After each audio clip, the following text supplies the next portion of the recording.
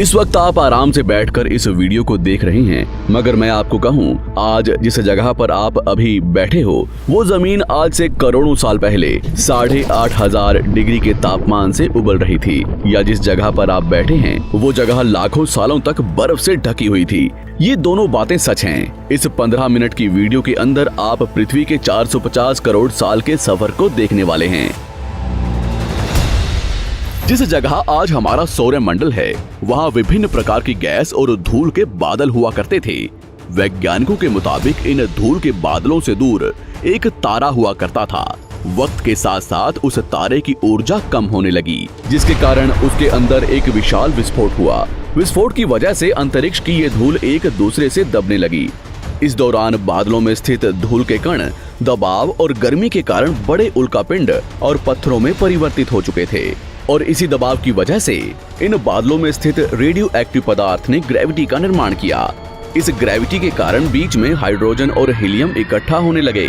बीच के इस भयंकर दबाव के कारण एक विशाल विस्फोट हुआ, और इसी विस्फोट के कारण हमारे सूरज का जन्म हुआ। अंतरिक्ष में फैले एस्टेरॉयड यानी क्षुद्र ग्रहों में भारी वजन की वजह से सूरज के करीब आकर सूरज की परिक्रमा करने लगे। धीरे धीरे इन्हीं एस्टेरॉयड में भारी टकराव हुआ, जिसके फलस्वरूप मरकरी, विनस, अर्थ और मार्स जैसे ग्रहों का निर्माण हुआ। वैज्ञानिकों के मुताबिक उस वक्त पृथ्वी और मार्स यानी मंगल ग्रह के बीच थिया नामक ग्रह सूरज की परिक्रमा किया करता था।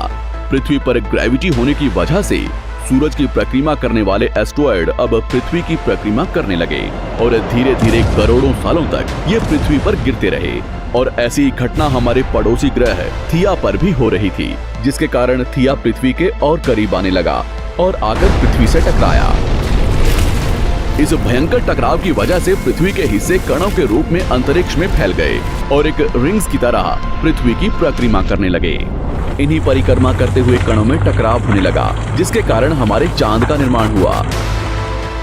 उस वक्त पृथ्वी पर सिर्फ एक ही समुद्र हुआ करता था, और वो था 1900 डिग्री सेल्सियस की तापमान पर उबलते हुए लावे का। उबल रही थी वो सारी चीजें जिसे आज आप अलग अलग नाम से जानते हैं। वक्त के साथ साथ पृथ्वी धीरे धीरे ठंडी हो रही थी, जिसके कारण पृथ्वी के भारी तत्व जैसे धातु और रेडियो एक्टिव पदार्थ पृथ्वी के केंद्र में जाकर इकट्ठा हो गए, और हल्के पदार्थ पृथ्वी की सतह पर आ गए। लाखों सालों तक पृथ्वी पर उल्कापिंडों की बरसात हुई, और इन गिरते हुए उल्कापिंडों में जमा था नमक, मिनरल्स और पानी। करोड़ों सालों तक इन उल्कापिंडों की बरसात होती रही, और धीरे धीरे पृथ्वी की ऊपरी सतह पानी से ढकने लगी। वैज्ञानिकों के मुताबिक यही वो वक्त था जब दूर गहरे पानी के अंदर निकलते ज्वालामुखियों से पहली बार सूक्ष्म जीवों का निर्माण हुआ। लाखों सालों बाद एक वक्त ऐसा आया जब पृथ्वी की पूरी सतह पानी से ढक चुकी थी। हमारी पृथ्वी के सबसे अंदर का कोर रेडियो एक्टिव पदार्थ से बने होने की वजह से हरदम गर्म होता रहता है, लेकिन जब भी पृथ्वी की ऊपरी जमीन ठंडी हो जाती है, तब पृथ्वी के अंदर की गर्मी बाहर नहीं निकल पाती, जिसके कारण ज्वालामुखियों का निर्माण होता है। और उस वक्त कुछ ऐसा ही हुआ। पानी से ढकी हुई पृथ्वी पर हजारों की तादाद में ज्वालामुखी निकलने लगे, और आने वाले लाखों सालों तक इन ज्वालामुखियों का निकलना जारी रहा, जिससे पानी के ऊपर जमीन का निर्माण हो रहा था। इस वक्त भी पृथ्वी पर वातावरण ना होने की वजह से अंतरिक्ष से उल्कापिंडों की बरसात हो रही थी। आज से लगभग 300 करोड़ साल पहले पृथ्वी पर ऐसा वक्त आया जब पृथ्वी का वातावरण लगभग स्थिर होने लगा था। ज्वालामुखी निकलने धीरे हो गए थे, और पृथ्वी का एक दिन 12 घंटे का हुआ करता था। साल बीतते गए, और धीरे धीरे ये सूक्ष्म जीव विकसित होते गए और समूह में रहने लगे। आज से लगभग 250 करोड़ साल पहले पहली बार पृथ्वी पर ऐसे जीवों का निर्माण हुआ जो जीने के लिए ये पानी के अंदर के मिनरल्स यानी खनिज पदार्थ और धूप का इस्तेमाल करते थे, और मल त्याग के रूप में ऑक्सीजन बाहर निकालते थे। इस वक्त तक पृथ्वी पर ज्यादातर ज्वालामुखी निकलने बंद हो चुके थे, और इन माइक्रोबैक्टीरियाज की वजह से वातावरण में ऑक्सीजन की मात्रा बढ़ रही थी। वातावरण में ऑक्सीजन बढ़ने की वजह से पृथ्वी का वायुमंडल बनना शुरू हुआ, और आने वाले हजारों सालों तक वातावरण में ऑक्सीजन की मात्रा बढ़ती रही। जिसकी वजह से पृथ्वी के ज्यादातर हिस्सों में ये सूक्ष्म जीव फैल गए। हजारों सालों बाद एक वक्त ऐसा आया जब पृथ्वी में ज्यादा ऑक्सीजन बढ़ने के कारण ये सूक्ष्म जीव मरने शुरू हो गए। उस वक्त तक पृथ्वी का वातावरण ठंडा होने के साथ साथ ऑक्सीजन से भी भर चुका था, जिसके कारण जमीन और वातावरण में स्थित आयरन यानी लोहे के मिनरल्स पानी में स्थित ऑक्सीजन से रिएक्ट होने लगे। और एक वक्त ऐसा आया जब पृथ्वी की जमीन आज के मार्स के जैसे लाल हो चुकी थी। वक्त बीतने के साथ साथ धरती की टेक्टोनिक प्लेट्स में दरार होने लगी, जिसके कारण पृथ्वी के अंदर का लावा जमीन की तरह कई लाखों सालों तक खुला उबलता रहा। और यही वो कारण था जिसके कारण पृथ्वी के वातावरण में कार्बन डाइऑक्साइड की मात्रा बहुत बढ़ गई और पृथ्वी पर एसिड की वर्षा शुरू हो गई। एसिड रेन की वजह से पृथ्वी का तापमान घटने लगा और तापमान इतना घटा कि पृथ्वी के ऊपर स्थित पानी बर्फ में परिवर्तित होने लगा। पृथ्वी पर पहली बार भयंकर आइस एज आया। इस वक्त पूरी पृथ्वी सफेद बर्फ से ढक चुकी थी। आमतौर पर जब धरती पर सूरज की किरणें गिरती हैं, तब जमीन उन किरणों को सोख लेती है, मगर क्योंकि पूरी पृथ्वी बर्फ से ढक चुकी थी और क्योंकि बर्फ सफेद और चमकीली होती है, जिसके कारण सूरज की किरणें धरती पर गिरने के बाद वापस चली जाती थी। इसी कारण से पृथ्वी कई लाखों सालों तक बर्फ से ढकी रही, मगर फिर से पृथ्वी के अंदर स्थित गर्मी ज्वालामुखी के रूप में निकलना शुरू हो गई और इन ज्वालामुखियों से निकलने वाली गर्मी ने बर्फ को पिघलाना शुरू कर दिया। इसी बीच पृथ्वी की गहराई में बचे कुछ सूक्ष्म जीव धीरे धीरे बदल रहे थे और अब वो ऑक्सीजन को अपने शरीर को बड़ा और जटिल बनाने के लिए इस्तेमाल करने लगे थे। इस बीच पानी में अलग से भी छोटे समुद्री पौधे निकलने शुरू हो चुके थे। बाहर जैसे जैसे ज्वालामुखी निकल रहे थे, वैसे वैसे वातावरण कार्बन डाइऑक्साइड की वजह से गर्म हो रहा था। वक्त के साथ साथ बर्फ तो पिघलने लगी, मगर धरती पर फिर से एसिड की वर्षा शुरू हो गई, जिसके कारण फिर पृथ्वी ठंडी होने लगी और फिर पृथ्वी की ज्यादातर सतह बर्फ से ढक गई। ऐसा बार बार कई हजारों सालों तक होता रहा और इसी कारण से अब समुद्री जीव धीरे धीरे वातावरण के हिसाब से विकसित हो रहे थे। इस बीच कई सारे जीव और समुद्री जंगल्स विलुप्त हो गए, मगर जो बच गए वो धीरे धीरे पृथ्वी के बदलते तापमान के हिसाब से ढलते गए और अब हजारों सालों बाद समुद्री पेड़ बर्फ की वजह से पूरी तरह से मरते या सूखते नहीं थे। अब सूक्ष्म जीव समुद्री जीव बन चुके थे। जब फिर से ज्वालामुखियों ने पृथ्वी की बर्फ को पिघलाना शुरू किया, तब ये समुद्री पेड़ जल्दी विकसित होकर फैल गए। धीरे धीरे वातावरण में ऑक्सीजन की मात्रा बढ़ने लगी और पृथ्वी पर होने वाली एसिड की वर्षा कम होने लगी। वातावरण में ऑक्सीजन आने की वजह से पृथ्वी की ओजोन लेयर्स मोटी होने लगी और आज से लगभग 47 करोड़ साल पहले पृथ्वी की ऊपरी सतह पर पहली बार मोसोस नामक प्लांट उगना शुरू हुआ। वक्त के साथ साथ जमीन पर अलग अलग प्रकार के पौधे और पेड़ उगना शुरू हुए।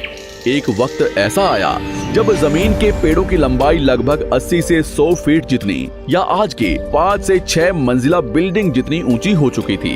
ये वो वक्त था जब समुद्री जानवर समुद्र से बाहर निकल रहे थे और जमीनी जानवरों में परिवर्तित हो रहे थे। धरती की ज्यादातर जमीन एक जगह इकट्ठी हो चुकी थी, जिसे आज हम पैंजिया महाद्वीप के नाम से जानते हैं। पृथ्वी का वातावरण और तापमान लगभग स्थिर हो चुका था और अब करीब 21 से 23 घंटे का दिन हुआ करता था। अब समुद्री जीव पानी से बाहर रहने लगे थे और वातावरण के हिसाब से उनके शरीर का रंग रूप बदल रहा था। धीरे धीरे ये जमीनी जानवर डायनासोर्स में परिवर्तित हो गए। जिन डायनासोर्स ने पेड़ पौधे खाने शुरू कर दिए, उनका शरीर लंबा और विशाल रूप से विकसित होने लगा। कुछ डायनासोर्स शिकार किया करते थे, जिसके कारण वे छोटे और तेज होते चले गए।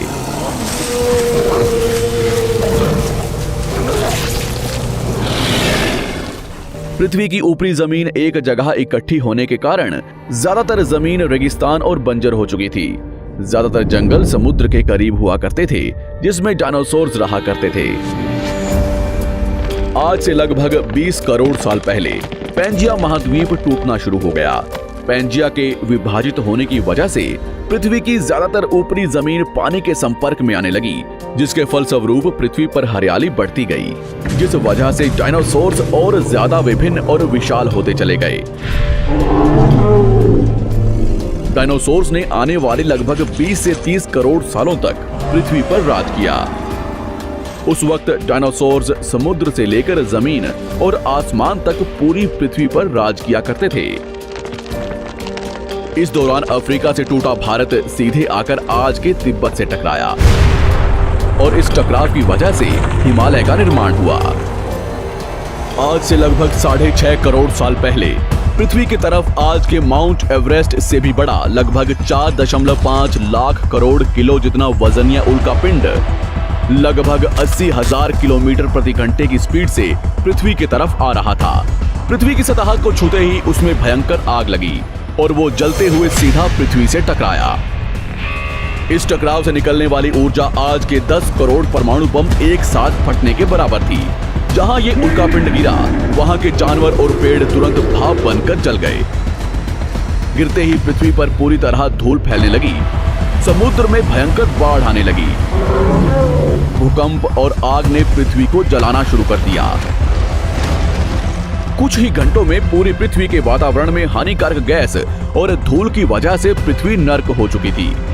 डायनासोर्स घुटन, आग और भूखमरी से पूरी तरह विलुप्त हो गए। इस वक्त हमारे पूर्वज जमीन के अंदर रहा करते थे, जिसके कारण वो इस विशाल प्रलय से बच गए।